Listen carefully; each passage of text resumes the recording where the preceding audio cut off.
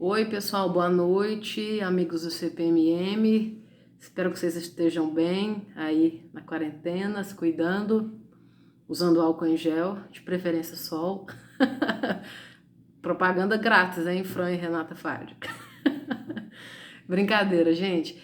Dando continuidade aí ao nosso estudo do Evangelho, falamos sobre o prefácio, depois, no último vídeo, algumas coisas sobre a introdução, e hoje chegamos aí no momento em que o Kardec cita duas figuras importantíssimas para a filosofia, que são Sócrates e Platão, né? A importância aí da divulgação do trabalho de Sócrates e Platão no sentido do entendimento do Cristo. Às vezes muitas pessoas se perguntam assim, mas como é que Sócrates pode ser citado, Platão pode ser citado no Evangelho, se historicamente eles viveram 5 séculos antes do reconhecido nascimento do Cristo.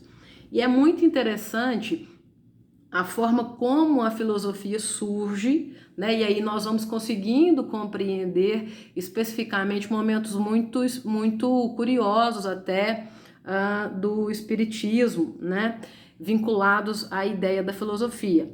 Inicialmente, uma coisa que me chama muito a atenção é que nós temos o estudo sobre os orixás, né? Nós já falamos anteriormente, até já falei no grupo, unidade, também no CPMM, a palavra orixá deriva do Yorubá e quer dizer luz de cabeça.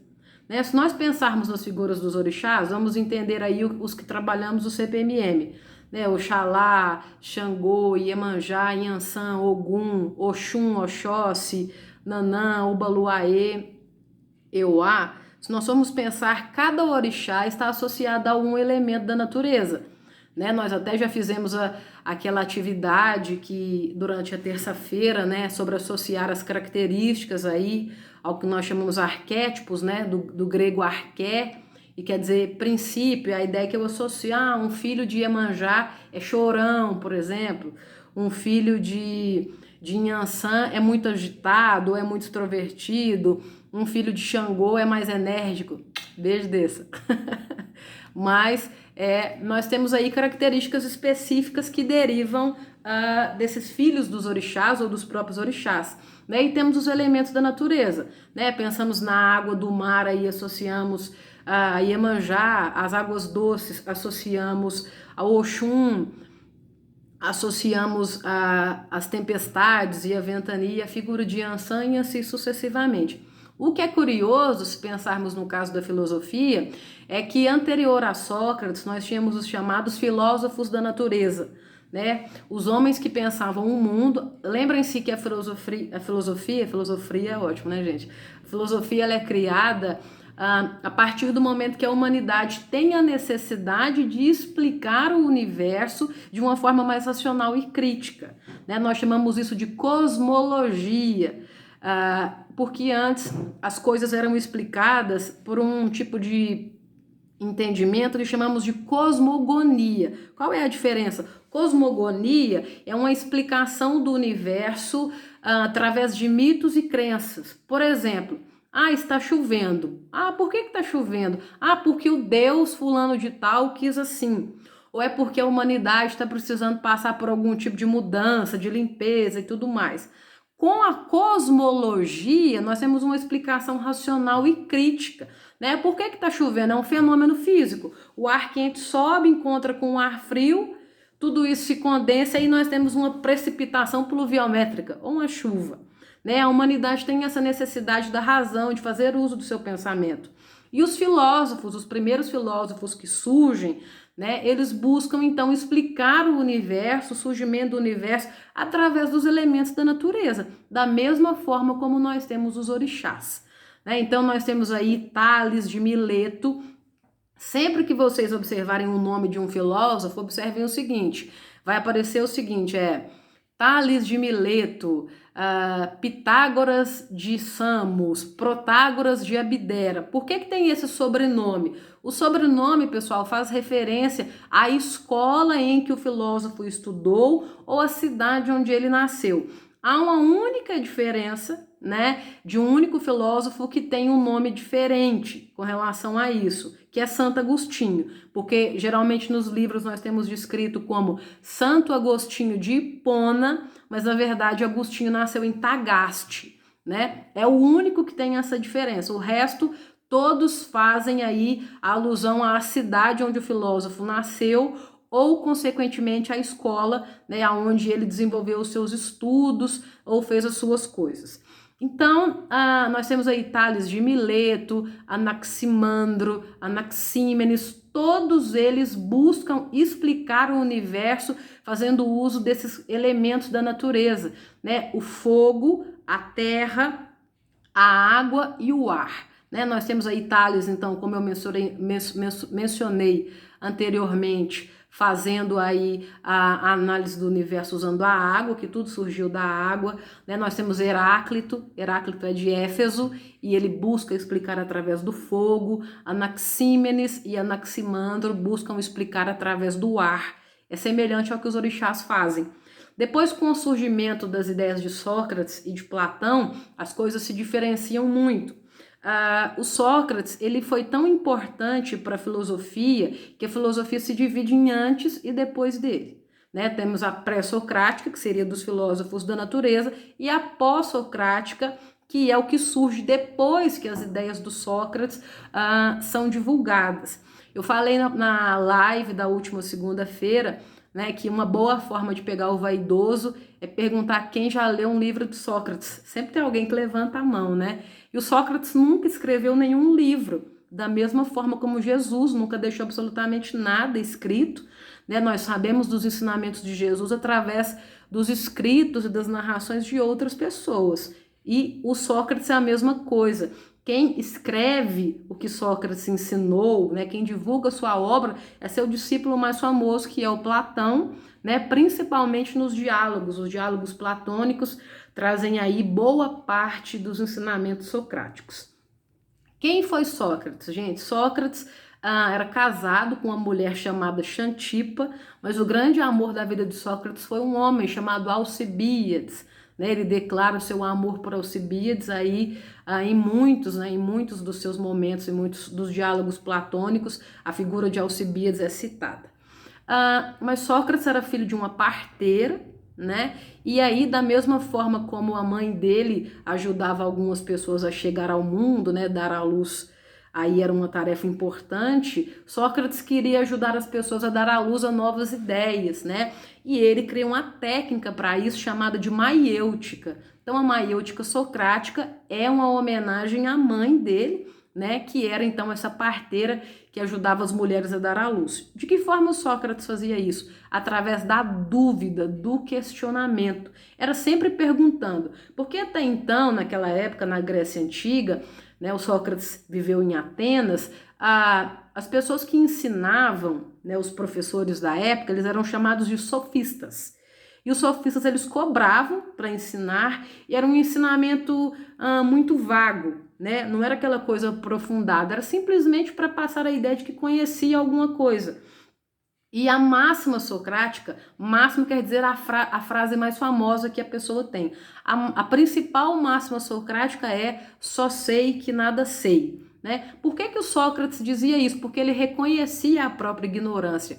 Quando nós reconhecemos que somos ignorantes, nós estamos aí dando oportunidade para o conhecimento, para conhecer de verdade, né? Para abrir mão de qualquer tipo de coisa superficial e entender a realidade das coisas como de fato são. E o Sócrates, deixando esse ensinamento, né, principalmente para o Platão, que foi o seu principal discípulo, fica algo bastante claro, né, com relação à filosofia do Platão, que nós temos também divulgado no Evangelho, que é a criação do mundo das sombras e do mundo das ideias, tão bem descrito pelo Platão. O que seria o mundo das sombras? O mundo das sombras, como nós vemos no Evangelho, é o mundo que habitamos. É aqui, né, a pátria material. E o mundo das ideias, onde tudo é perfeito, né, onde não existe nada a ser assim criticado ou a ser de difícil vivência, seria o mundo das ideias ou a pátria espiritual, onde nós temos uma ideia maior de evolução.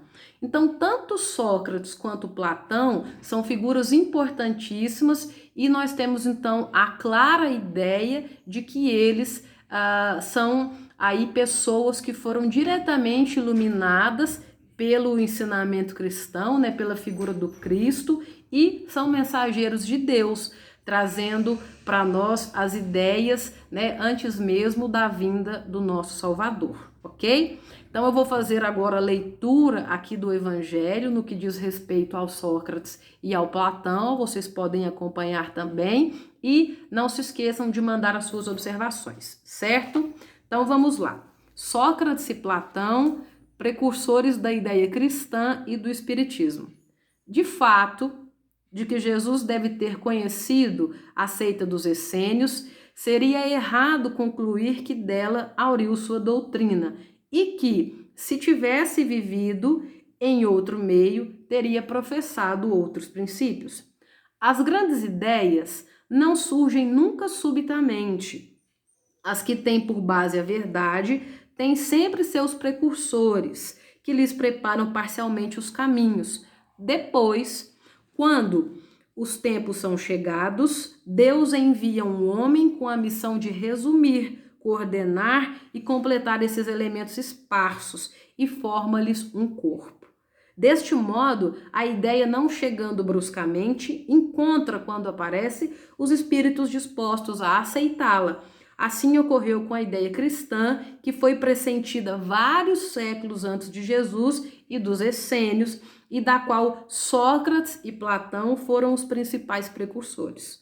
Sócrates, da mesma forma que o Cristo, nada escreveu, ou pelo menos não deixou nenhum escrito, como ele. Morreu à morte dos criminosos, vítima do fanatismo, por ter atacado as crenças tradicionais e colocado a virtude real acima da hipocrisia e do simulacro das formas, numa palavra, por ter combatido os preconceitos religiosos. Então vejam bem, por que é importante citar aqui o Sócrates? Gente, não é em nenhum momento, eu acredito assim, absurdo, né, a comparação do Sócrates aqui, a figura do Cristo. Nós sabemos que Cristo, né, tem a sua mensagem e ele é infinitamente superior, a comparação não é essa. Mas o Sócrates, ele foi morto, né, por motivos muito semelhantes ao que Jesus também foi, porque ele enfrenta, né, a política da época. Ele enfrenta as bases, porque ele foi condenado, né, e foi preso e ele foi assassinado, né, ele foi morto aí por doses de cicuta, que é um veneno.